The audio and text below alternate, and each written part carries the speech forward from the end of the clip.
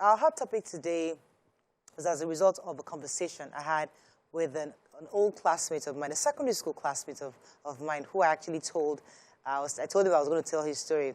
So we were talking, and he's single, and he's 42, probably like me. And I was wondering, why are you still single? What's your problem? He says, Mariah, that there are lots of his friends that are married that you could tell that they only got married to tick that box. The pressure of, you're an adult, you're responsible, just go and marry. So they find a nice, responsible girl, get her pregnant, have a family, and they're done. And then they go out and find or have a side chick somewhere. And he looks at them and feels, I don't want to be like that.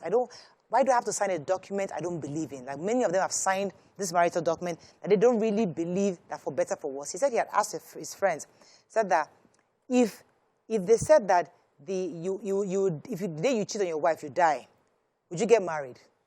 And out of 10 friends he asked, only one said yes. That's the conversation. Why does it seem like some men are getting married just to tick off the box, not because they truthfully want to do it? And those that do it, why do some of them cheat? That's the real conversation I want to have here. What are your thoughts on this analogy? Do you agree? Do you disagree? Although I argue with him, said, people are responsible. You as a person, you decide what you want. We are also women. We get pressures from all over. But we make a decision not to. But he said, Mariah, your hormones are different from ours. You're a woman. God has blessed you in a way that you can control your hormones. Me, I'm a man. It's difficult. The issue about hormones is still wrong. It's still about a mindset and your true understanding of what marriage is. The truth is, this idea of an open marriage, like what he's preaching, your friend, is something that is not marriage. So there's nothing, I don't believe there's anything like an open marriage. Marriage is marriage. It's a commitment of two persons to each other for life, if possible, and if not, separate so that you commit to someone else truly and honestly 100%.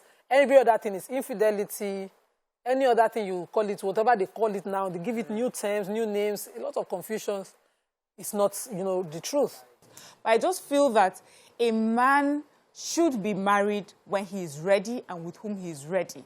And a man should not be made to marry just because he has attained a certain age because of the other person that he's going to get married to. Except if he's going into that relationship saying, I don't want to get married, and I'm made to get married because it's time.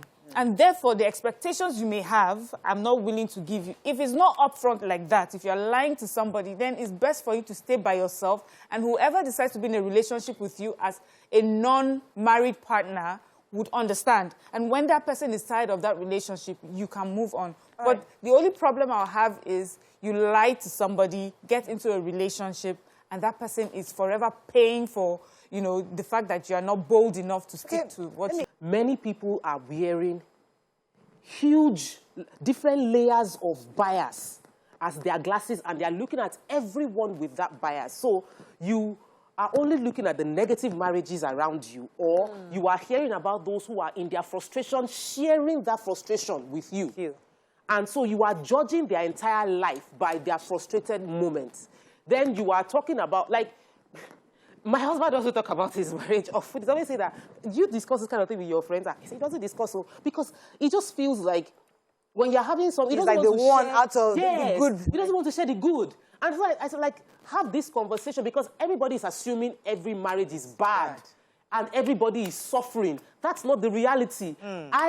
Of course, it's not like my husband is perfect or we are balling 24/7, but I'm having the time of my life with my husband. He's my love partner, marriage partner, business partner. We are doing well. So the conversation now is the few people that are talking to your friend are those who are frustrated in their relationship. If he takes, if he removes that lens and he talks to the successful ones, he will start telling himself man, I'm missing a lot. You know that some men, just because one man is saying, I can't stand it, just to feel among and not be the odd one out, they will not ask people to house. Me too, man. I have someone on the side. It's a lie, They don't have any side person. You can't talk for them. There was something. Sometimes they don't. There was historically, 100-meter race couldn't be completed within, I think, less than a minute or something, and everybody felt it is impossible that no human being can run a 100-meter race and finish it in less than a minute. But guess what? One person broke that record, and in a year after, everybody was breaking the record. What happened? One person did it. Mariah, you said something about sharing successful marriage stories. And I think that it is so important that we do this, because many people in horrible marriages are talking their frustration out. Loudspeaker. With loudspeaker and making it look like every marriage is not working. Not true.